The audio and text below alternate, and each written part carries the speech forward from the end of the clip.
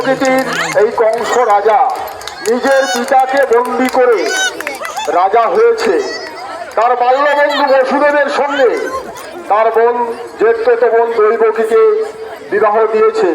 সুসজ্জিত রথ যখন দিয়ে যাচ্ছে তার শ্বশুরালয়ে, হঠাৎ দৈববাণী হলো দৈবকীর অষ্টম গর্ভে যে জন্মগ্রহণ করবে সে হবে তার মৃত্যুর কারণ।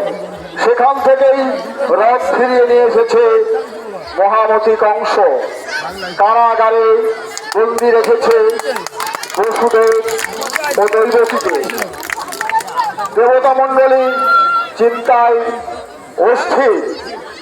দৈতান মহামতি কংস তার কারারক্ষীদের কাছ থেকে সংবাদ পেয়ে এক এক করে বদ্ধভূমিতে আছাড় মেরেছে। সব শেষে অষ্টম গর্ভে ভগবান শ্রীকৃষ্ণ জন্মগ্রহণ করেছিল। ভগবান স্বপ্নে দৈবকীকে বলেছিল